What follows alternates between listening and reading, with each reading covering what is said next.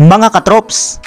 welcome back ulit sa aking channel, Sports React PH. At ngayon nga ay pag-uusapan natin ang sinabi ng Indiana Pacers sa pagkapanalo nga po nila sa kanilang Game 3 laban sa New York Knicks. Pag-uusapan na rin nga natin dito sa ating panibagong video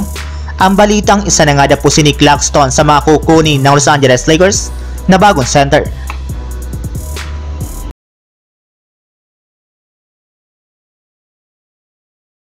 Matagumpay nga po mga katrops na naipanalo ng Indiana Pacers ang kanilang Game 3 ngayong araw laban sa New York Knicks sa score naman 11-106. Sa pangunguna nga po ni Tyrese Haliburton na nagtala dito ng 35 points, Pascal Siakam na kumuha ng 26 points, at si Miles Turner na nagtala naman ng 21 points at 10 rebounds. Pero ang tunay nga po talaga na nagpapanalo sa kanilang kupunan sa kanilang Game 3 ay walang iba kundi ang kanilang player na si Andrew Nembhard, na siyang gumawa ng game-winning 3-pointer sa huling mga segundo ng 4th quarter na siyang nagpalabang at nagpapanalo ngayong araw sa kanilang kupunan.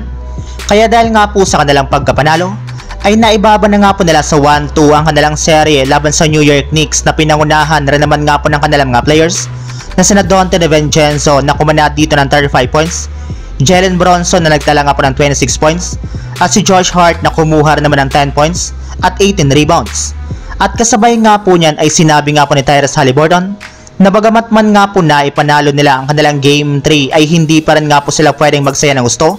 Gayong kailangan pa rin nga po ng kanilang kupunan na maging ready sa kanilang darating na Game 4 kung gusto man nga po nilang maitabla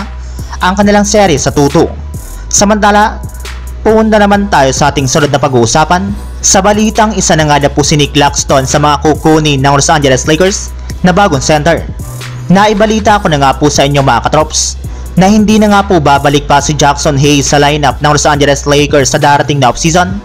dahil plano na nga po nitong tanggihan ang kanyang player option upang sa ganon ay maging isa na nga po siyang ganap na unrestricted free agent, kung saan expected nga po na maghahanap siya ng bagong kupunan na makapagbibigay sa kanya ng mas malaking oportunidad at mas malaking kontrata.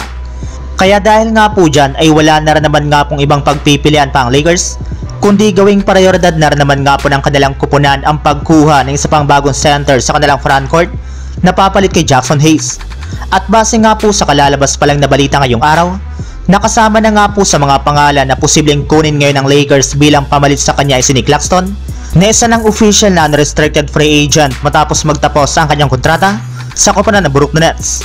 Bali nag-average rin naman nga po ito ngayong season ng 11.8 points at 9.10 rebounds per game, sapat na para maging bagong sentro ng Los Angeles Lakers.